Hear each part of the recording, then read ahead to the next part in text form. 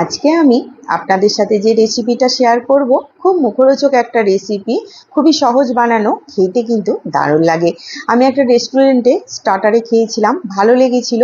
2 থেকে 3 বার বাড়িতে বানিয়েছি, আজকেও একবার বানাবো, ভাবলাম রেসিপিটা আপনাদের সাথে শেয়ার করে দিই। এর জন্য 1 প্যাকেট মতো সুইট বেবিকর্ন নিয়ে নিয়েছি, ভালো করে ধুয়ে পরিষ্কার করে নিয়েছি।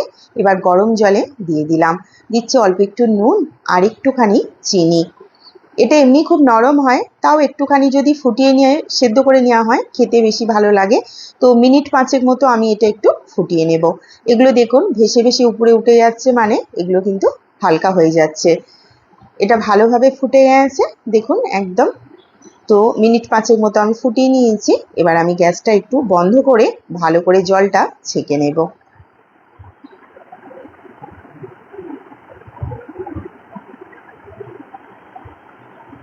ভালো করে জলটা ছেঁকে নিয়েছি, এবার এটা আমি একটু ঠান্ডা করে নেব। এবার একটা বাটির মধ্যে এই সেদ্ধ হওয়া বেবিকর্নগুলো দিলাম আর অল্প একটু নুন দিয়ে দিলাম। দিচ্ছি 3 থেকে 4 চামচ মতো কর্নফ্লাওয়ার। দিচ্ছি একটু হলুদের গুঁড়ো আর একটু লঙ্কার গুঁড়ো। আর দেবো আমি 1 প্যাকেট মতো পেরি পেরি মশলা। এবার ভালো করে সব কটা উপকরণ একসাথে মিশিয়ে নেব। অল্প একটুখানি জলের ছিটে দিলাম, তাহলে এই কর্নফ্লাওয়ার মশলাগুলো এই সুইট বেবিকর্নের গায়ে ভালো করে কোট হয়ে যাবে। খুব বেশি জল দেওয়া যাবে না, তাহলে কিন্তু গলে যাবে আর এইগুলো মশলাগুলো বেবিকর্নের গায়ে ভালো করে কোট হবে না। ঠিক এইরকম ঝুড়ো ঝুড়ো করে মেখে নিতে হবে। এটা আমার মাখা হয়ে গেছে। কড়াইয়ে বেশ কিছুটা তেল গরম করেছি, আর এবার এই যে আমি এটা মাখলাম বেবিকর্নটা, এটা এবার অল্প অল্প করে নিয়ে ধীরে ধীরে গরম তেলের মধ্যে দিয়ে দেব। তেলটা একটু ভালো করে গরম করে নিতে হবে, আর একসাথে কিন্তু বেশি দিলে হবে না, একটু অল্প অল্প করে দিতে হবে।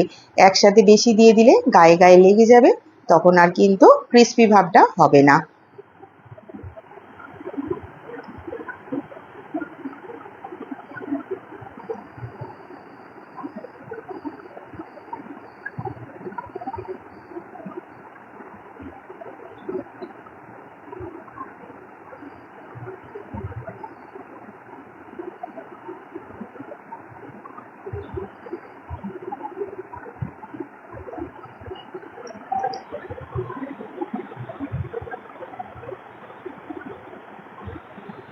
বাস, এগুলো ভাজা হয়ে গেছে দেখুন, একদম গোল্ডেন কালার করে ভেজেছি, মুচমুচে করে ভালো করে তেল ছেঁকে তুলে নেব।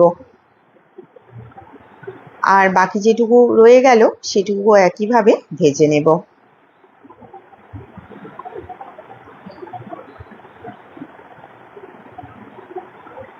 সব কটা ভেজে রেডি হয়ে গেছে, দেখুন কতটা ঝুড়ো ঝুড়ো হয়েছে, দেখেই বুঝতে পারছেন অনেক খুব কিন্তু মুচমুচে হয়েছে। এবার এতে সবশেষে আর 1 প্যাকেট মতো পেরি পেরি মশলা দিয়ে দিচ্ছি। এইভাবে করে ঝাঁকিয়ে নেব, তাহলে মশলাটা ভালোভাবে এই সুইট কর্নের মধ্যে কোট হয়ে যাবে আর খেতে কিন্তু দারুণ লাগবে। দেখুন একদম ঝুড়ো ঝুড়ো মুখরোচক মুচমুচে ক্রিস্পি বেবিকর্ন, বিকেলবেলা চায়ের সাথে কিন্তু দারুণ লাগবে। কতটা মুচমুচে হয়েছে দেখুন, আমি ভেঙে দেখাচ্ছি। এই দেখুন, ভালো লাগলে লাইক কমেন্ট করবেন, আর আপনিও বিকেলবেলা চায়ের সাথে এনজয় করুন মুখরোচক এই ক্রিস্পি বেবিকর্ন।